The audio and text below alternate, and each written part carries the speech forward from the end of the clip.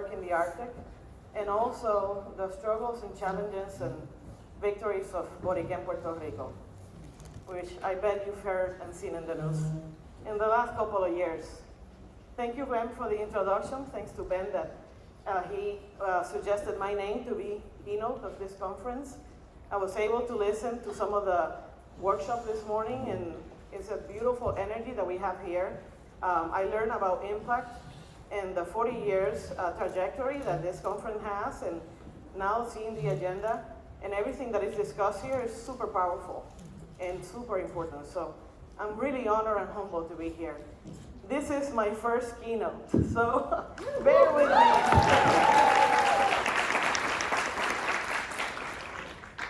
I titled my presentation, "And the People Shall Lead." This is a phrase from a quote from Martin Luther King. And it's one of the main things that I want you to keep in mind. Us, communities, we are the ones that know what's happening in our own backyard. So we should be always in the center of whatever is decided and done in our communities, in our bodies, and in our lives. So that's why I said, "And the people shall lead," centering Frontline Communities Leadership for Racial and Environmental Justice. Before I continue, I want to go to the next slide, the second slide. That beautiful woman is my mom, and that's my beginning. That's the beginning of my story.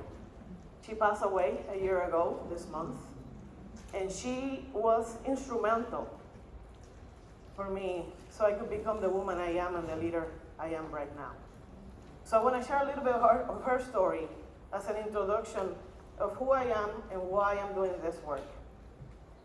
Born poor in the countryside in San Sebastián, Puerto Rico, Mami, my mom, Aida Luz Medina Hernandez, she walked barefoot to school in her teen years. Her house had no floor, no bathroom. She and her 7 siblings slept in an old mattress. She dreamt of having a shower.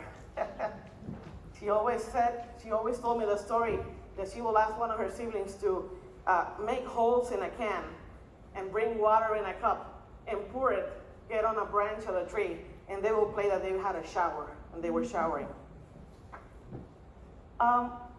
Started working at a furniture store at the age of 15 years old. She studied cosmetology, then a bachelor's degree in business administration, and then a master's in business administration and leadership. She was a genius in mathematics, always on top of her class when she was in her mid-60s. She went to school in her 60s and did a master's at 65. She was the oldest student in her class always. It's never too late. Earlier we were having lunch and we were talking about studying and goals, and I see some people graduating before me. Oh, I should be doing this or that, comparing ourselves to other people. It's never too late. And she showed me that. You're not competing against anybody. Don't make it a race. Make it about your passion and what you want to do in life. That's something very important that I learned from her. She also was an inventor, an orchids lover, gardener, excellent cook, loved justice, loved her family and neighbors, was creative, was distinguished by her sense of fashion, very fashionable. And she loved helping others, but most of all, she was proud of my brother and I. She helped me become the woman I am now. She was strong, humble, giving, compassionate, and hardworking. She had her dream business in her hometown, San Sebastián, and supported anyone who asked for help without expecting anything in return. I dedicate this, my first keynote, to her memory, her courage, and her love to our Puerto Rico, our family, and to justice. Gracias, mami. Te amo.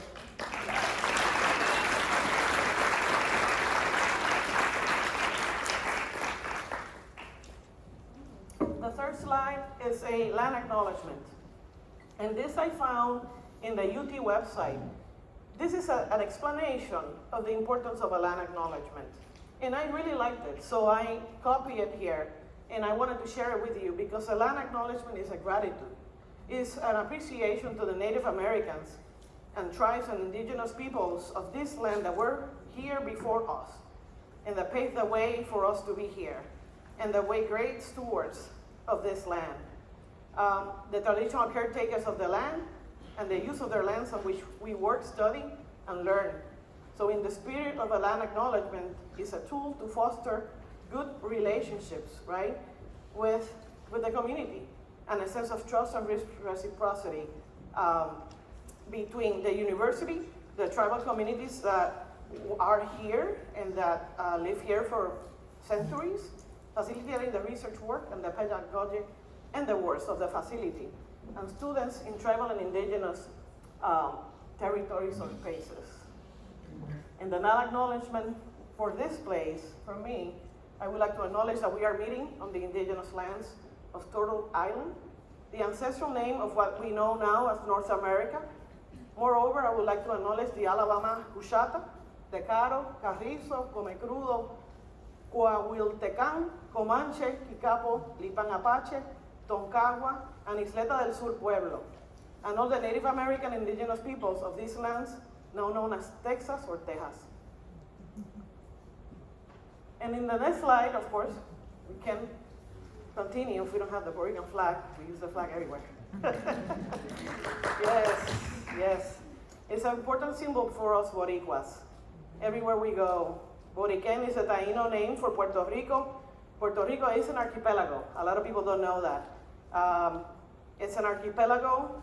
After Hurricane Maria, we were 4.2 million people. Now we're 3.2.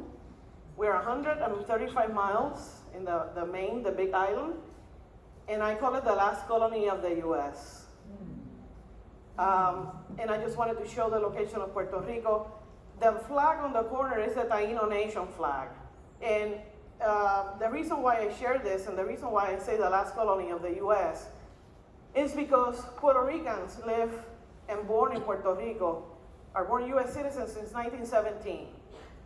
Puerto Ricans in the island of Puerto Rico, the archipelago of Puerto Rico, they can go to war, they can enlist, they can do all things for the country, but they can't vote for the president or anybody. And we feel we are second-class citizens. And that's the heritage of colonialism. And we've been fighting for equality for a long time and justice. In 1492, Spaniards invaded America and the Caribbean. And when I say America, I talk about the continent, right? That's the name, America, the whole continent. North America, Central America, and South America. America is not a country, it's a continent. And then when the Spanish-American War happened, the US won, and we were one of the prizes they took. In my history book in high school, I was taught that the US was invited. But then when you look at the history and you look at the newspapers, you know, invitation, people that you invite to your house don't come with guns, killing people. And they massacre our people. They came in through Huanica town in the south of Puerto Rico and killed a bunch of people.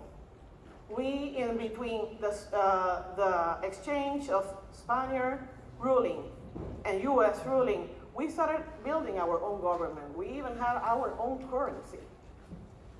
And they took that away. So I just want to start with that. Colonialism is at the root of many of the issues we face, social justice issues, environmental justice issues. And that's important that people hear this. It's the truth, right? Next slide. And I come from different parts of the countryside. My town is San Sebastian, and my father's family come from the sugarcane industry, the sugarcane mills. We actually, my grandma lived inside in a little house in the sugarcane mill in San Sebastian, and besides coffee, Puerto Rico produced a lot of sugar back in the 70s and the 90s. And I play in those backgrounds, you know, those beautiful grounds of this big complex that we had. These photos are from the 70s. And this Central La Plata, that was the name of the sugarcane mill, work and produce a lot of sugar and make a lot of money for Puerto Rico. And it's one of the industries that sadly in the 80s was taken away from us. I also come from the next slide, beautiful countryside. That's my barrio, that's my neighborhood. Very proud of showing and sharing green space and the connection that I have and I bring to this work through nature and through the environment. I feel it's so powerful, the connection that we have as humans with our natural world. And we've been disconnected. And that's why I want to talk about this. I want to talk about the connection we have to the land. The way I've learned when I go to Alaska, and the last 15 years, that's what I've been listening to and learning and coming back to my roots. I had to go all the way to the Arctic, even though I was doing this work in Puerto Rico as an activist and scientist for a while. Life is like this. I have to go all the way to the Arctic to understand and internalize that I'm connected, that we're connected to the land. We eat, we breathe, we need shelter, and all of this is provided by nature. Next slide. I love the water. Water is my element. When I go to Puerto Rico to visit, when I get to the beach and I put my feet in the water, that's when I feel I'm home. And I get emotional because it's like your first mother, your community, your land is the first mother. And to me, it's precious. And we have so much to give as Puerto Ricans, as Boricuas. And I was talking to Ben earlier, and I was saying, Sam, are you feeling ready? And I said, yeah, I'm ready. Are you ready? He said, I'm a little nervous. I'm nervous. Okay, it's gonna be good. This is your first time? Yeah, my first time? Okay. When I was little, I didn't dare to speak up. I'm neurodivergent. I am shy. I'm an introvert. I remember my mother telling me at 10, I thought it was cruel back then. She said, you need to learn to speak up. And if you no order the food, you go hungry. She did that in a fast food, I remember. And I said, wow, she's cruel. She was teaching me a lesson that I taken very seriously. We need to learn to speak up. And that's one of the main messages that I want to share with you. So from the countryside, I decided to continue my studies. That's the next slide. I decided to continue my studies. I studied biology as a bachelor's degree in environmental science. Then I said, well, I can't find a job. Maybe I should do a master's. So I went to the city and I got a master's in risk assessment, environmental risk assessment, and environmental planning. And I started doing my activism work in Puerto Rico. Two friends of mine, Carlos Bustos and Fermin Fontanes, and I started going to Sierra Club, Sierra Student Coalition meetings, and started building a chapter in Puerto Rico. And we were able to start the first Latino chapter of Sierra Club in Puerto Rico. For those of you that don't know Sierra Club is one of the oldest and biggest environmental groups and conservation groups of the US. So it was a big win. We had a campaign to protect an area called the Northeastern Ecological Corridor, and we were successful. Now that place is protected by law from the government of Puerto Rico. Something that I feel very proud of the chapter is that it's criollo. The people in the chapter are Puerto Ricans doing the work, people from the community, the way it should be. So those are the avocados from my tree in my hometown. And then I had to move. I had to move to the city. And I was a little bit concerned, being a countryside girl. And the other picture is San Juan from UPR, University of Puerto Rico Medical Science Campus. I moved to the city. I started bringing my activism work that I did in college and then Sierra Club, and I started doing work and learning about the environmental injustices. I went from protecting the natural world to being concerned and wanted to do more about human health and chemicals. So that's kind of, I started doing a transition. While I was doing my doctorate, and then around that time that I was doing my doctorate, let's go to the next slide. The one with Vieques. No, the one before. There you go. In 2000, we have a very important protest happening in Puerto Rico. I don't know if you heard about the island municipality of Vieques on the east coast of the island, main island of Puerto Rico. The story of Vieques and the Navy, and this is very similar to what I found when I went to Alaska, and I didn't have a clue. We had population living in the middle of that island, and then the left and right side were Navy installations. And what they did was testing ammunition to sell to other countries. So they come to this paradise, to my home, to my first mother, and they just start destroying the land. And then you have students at school every day, and their desks shaking from all the bombing. There's many wars happening right now. There's the ones that we see and the ones that we don't know of. This is one. And when I went to the Arctic, I found so many similarities. And I was in shock. I have to admit that I was in shock to see that. So I had that experience. The Puerto Rican community and the international community saw and understood the injustice of the people of Vieques, who have higher cancer rates because of military pollution left behind. So we won, and we kicked out the Navy out of Vieques. And it was a big win. It was a big win. Everybody came together.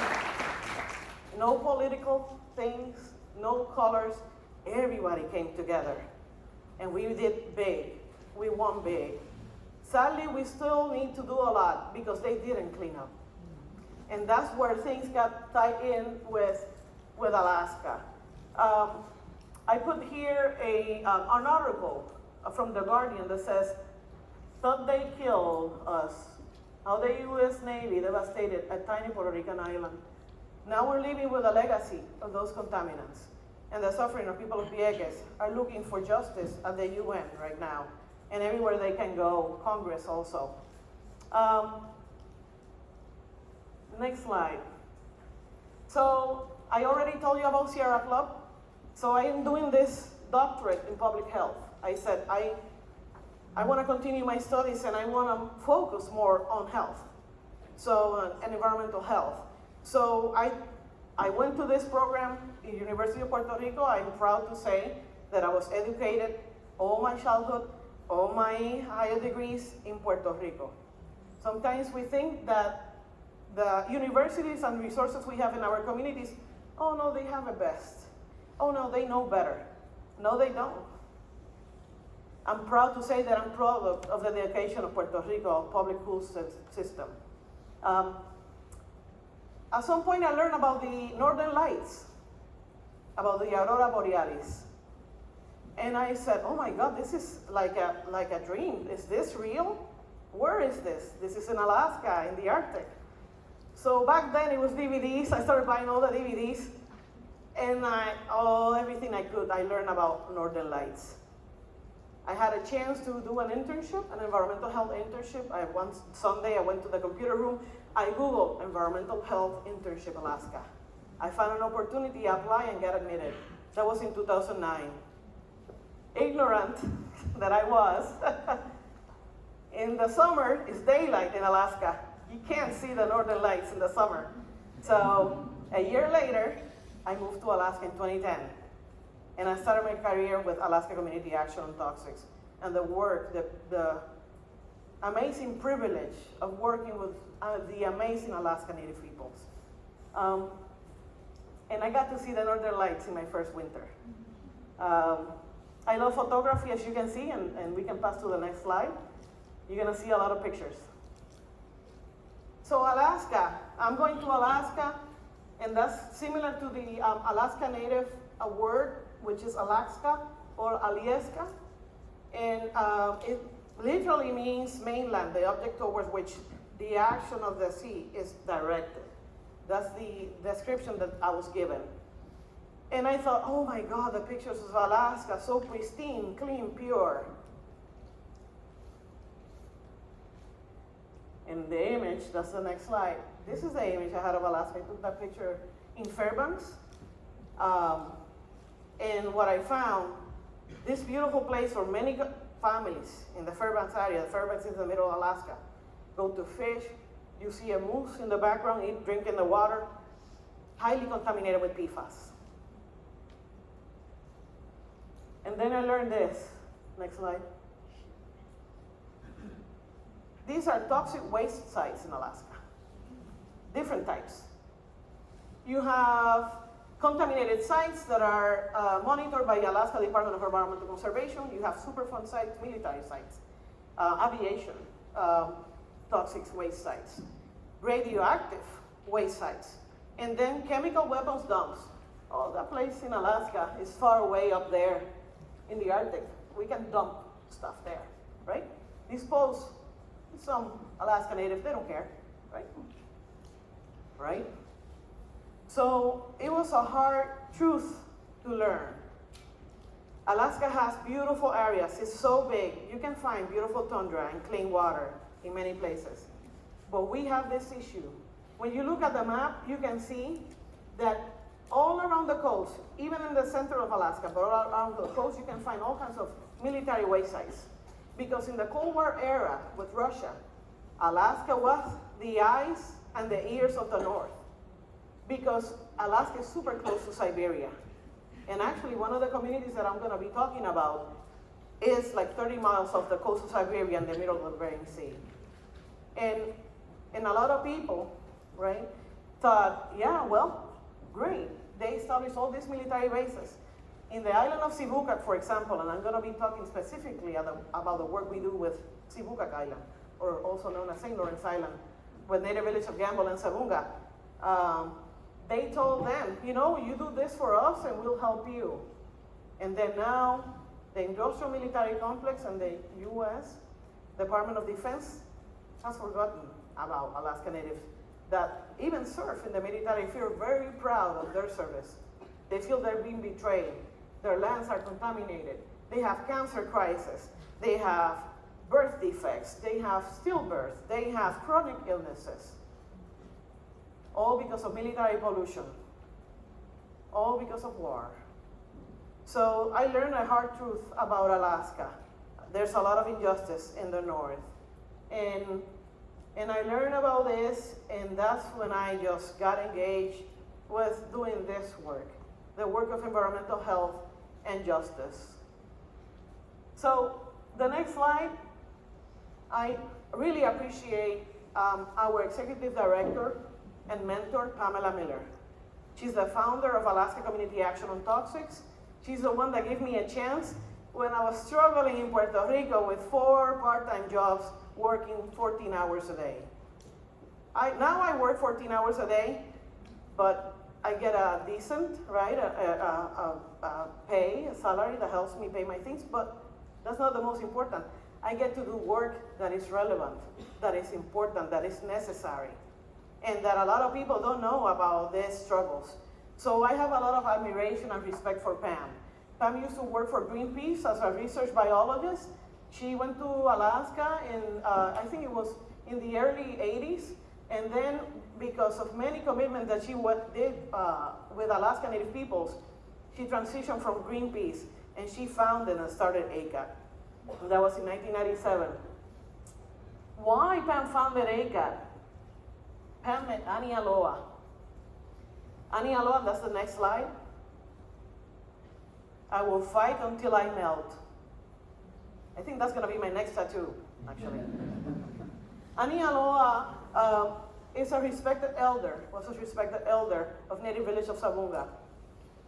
Annie, in the 70s and the 80s, started noticing illnesses that she didn't recognize in her people. She started noticing this illness that was super, very chronic and severe. And now we know that's cancer. That was a new word for Annie in the 80s. Annie started making phone calls because she realized that in that area called Northeast Cape, on this island in the middle of the Bering Sea, there was some installations and dump sites and things left behind contaminating the land. Military pollution. So in the Cold War era, because St. Lawrence Island, Seguinot, the English name is St. Lawrence Island, is 30 miles off the coast of Siberia, they make a big installation. When 17 years passed, they decided, well, we don't need any of this. So soldiers left the place with backpack and rifle and left everything behind. Thousands of drums with fuel, jet fuel, with oil, with solvents, all in the tundra rotting. These communities depend on the land. They're hunters, they're gatherers. The traditional foods they eat come from the land. But you know what? All our food comes from the land. So Annie started calling agencies in Anchorage. And she went, and the first agency, oh, you need to call this agency. And then the next one, oh, you need to call this other agency. And then the next one, oh, no, that's not our area or expertise, jurisdiction. You need to call this other person. 20 years passed until she met Pamela Miller in a conference in Anchorage. And that's how ACAT started. And that's how the work with the community of Siberian started. Annie died of cancer in 1999. ACAT was founded in 1997. The last words of Annie, and we have a beautiful video on our new website, and I can share that at the end. Well, she says, famous words of Annie, I will fight until I melt. She was a keen observer, a very smart, intelligent woman, a lover of her community, but most of all, a human rights activist, maybe she didn't know this, and a fighter for the well-being and health and justice of her people. So I always like to honor Annie Aloha. When she started seeing these changes, she went to her leadership. Back then, mostly men. They didn't like a woman telling them that there's an issue. So she fought hard. She dared to speak up. And that's what we need to do. I try to honor and be like Annie Aloha every day of my life. Next slide. So this is the island where I mostly do the work, right? The community-based participatory research work. It's a little island in the middle of the Bering Sea. We were there last January. There was a storm that hit, a snowstorm. We were waking up every hour, getting out of the lodge, just uncovering the air exhaust because snow was piling up and covering the whole building. So sometimes when I meet with students and I do these talks and workshops, and high school students that have different organizations and student organizations in institutions, they say, so Sama, now that you're a scientist, tell me, what are the basics? What do we need to know to become good public health professionals and environmental justice advocates? And so, well, you need to learn how to cook. You need to learn how to dress up for bad weather, understand that there's rapid climate change, and there's so much work to be done. Military pollution, and also global transport of contaminants, which is the other side of the equation. With the collaboration and the work with the leadership of Siberian, we started something called the Protecting the Health of Our Future Generations Project, the PFG project. Because then the leadership understood that there was an issue. They saw that the people that used to live in Northeast Cape, where the military was, were dying of cancer at different kind of ages. And then the generations that came after them also were suffering from cancer. So they did believe Annie. Then they listened, because it was affecting their families. It was touching close to their heart and home. So they asked for collaboration. This is very important. When we help communities, the way ACAT started was with Annie with a request. So we receive requests for information and help for many communities in Alaska, but also from the US and around the world. When they exhaust all resources, when they go to the doctors and the doctors can't explain why they have cancer, they go Google and they find us and they call us. We have veterans from Vietnam. We had workers that work in different radioactive facilities that don't get any help and in desperation look for our help. And we're at EJ, an Environmental Justice and Health. We do our best to help everybody. So the leadership of the island asks for our help. We never go uninvited. We only go and help with invitation. Something very important to learn, not only in school and academia. We have academia partners, and it's been a learning process. In the past, many researchers, and mostly in the Arctic and indigenous people, they've been taking advantage. They have taken advantage, right? The communities complain that, oh, these researchers, they want to come in the morning flight, they want to leave in the afternoon flight. They don't mingle, they don't share space, they don't share food. They just want to leave and get their results and never report back. The work we do with the communities are community-based participatory research. The communities are part of the research from beginning to end. They are co-authors in the peer-reviewed journals that we publish. They are our partners. And we take their expertise very seriously because who knows better than the people living the situation, right? In the community. So just wanted to give a background. The next slide is a close-up of Cibuca. It happens to be 130 miles. Puerto Rico is 135 miles big. And I started seeing a lot of similarities among my coworkers with the military contamination of Cibuca and then the military contamination we have in Puerto Rico, especially in Vieques. Next slide. So this is Northeast Cape. I just wanted to share some additional pictures. That picture on the right is a mountain. It was a mountain that was being cleaned now of drums, as you can see. It's overwhelming. And Annie was just an old lady, a strong old lady. So I just wanted to show you how it was. And this is another picture, the next slide. Those are antennas that were part of the communication system back then. That was the old military base that now is being all cleaned up and destroyed. But sadly, the land and the water and the animals are still contaminated. And people are eating that food. And people are being contaminated without their consent. Next slide. So the other side of the equation is global transport of POPs. POPs are persistent organic pollutants. Chemicals that are very persistent in the environment, that accumulate in animals and in soil and in plants, and that harm us.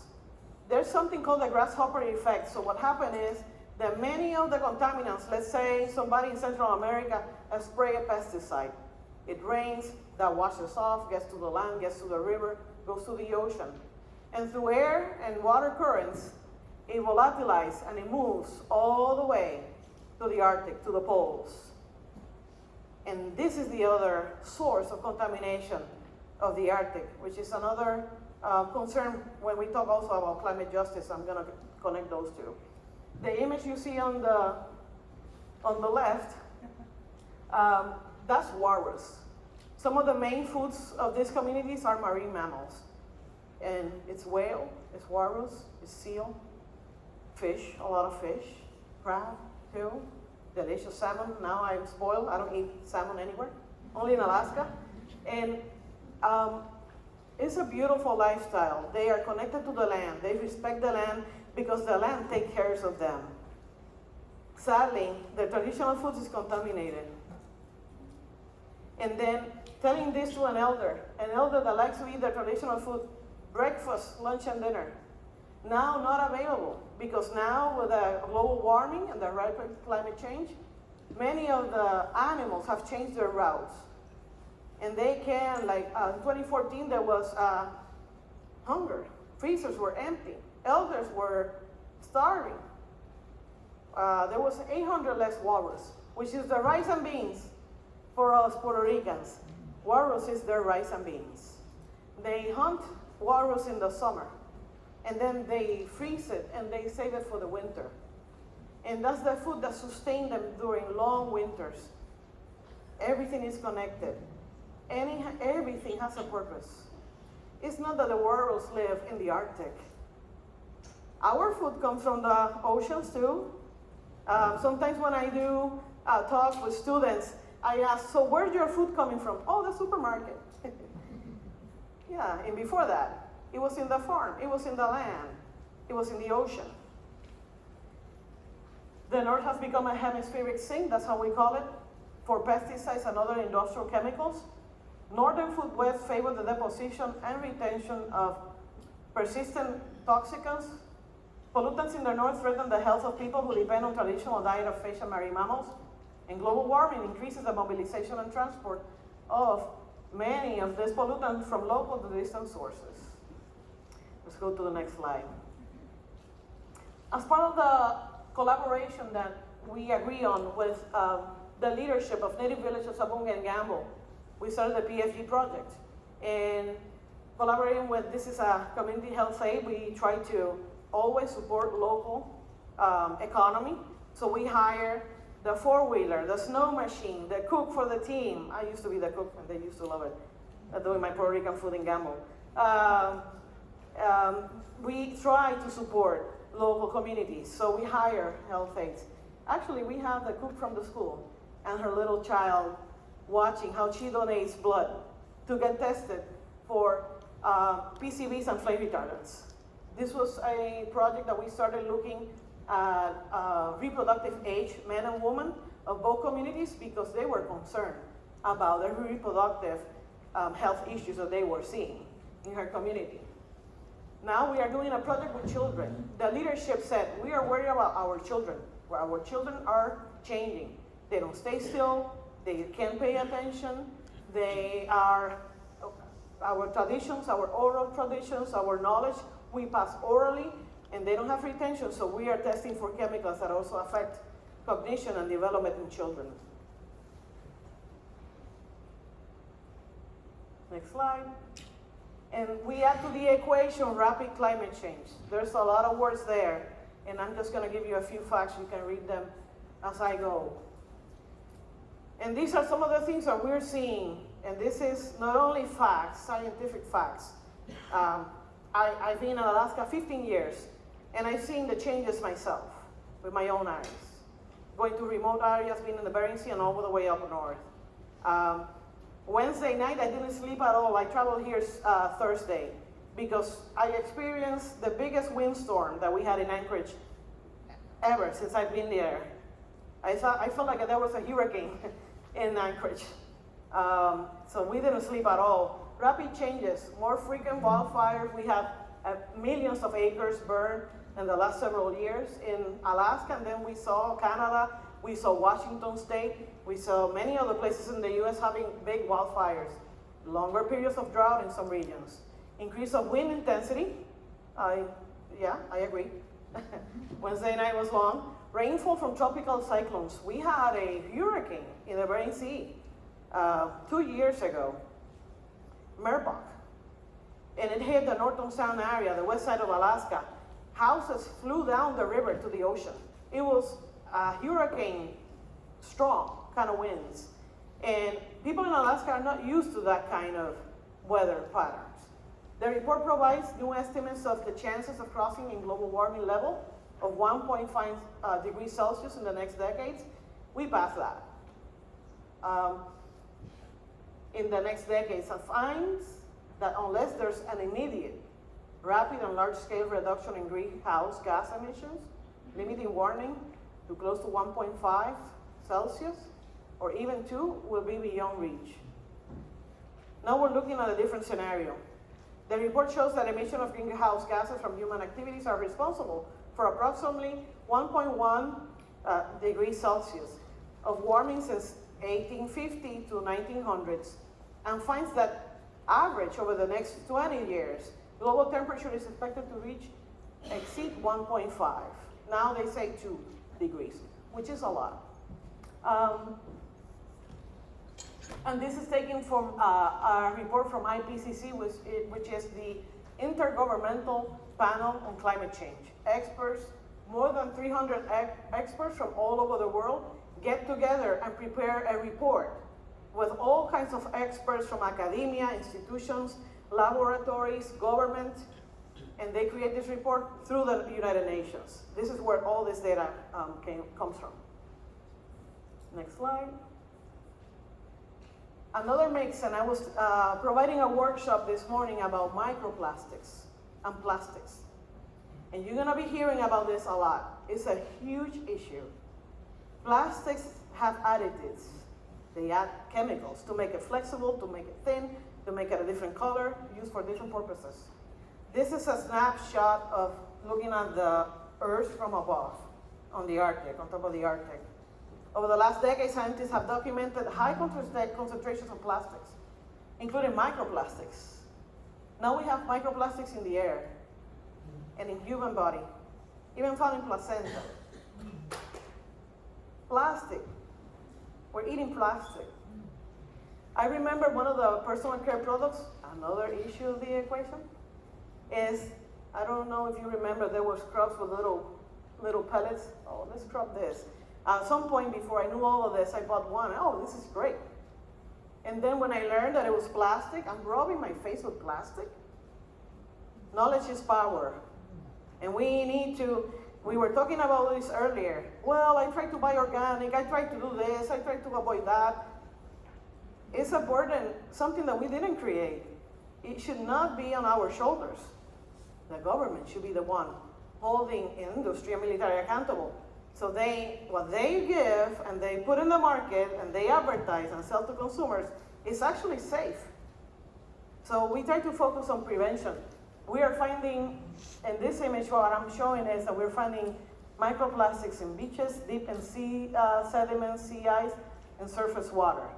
Now with the melting of permafrost, of the glaciers, of all the ice, the release of many of these chemicals are coming to the surface, adding to the burden of people and wildlife and plants.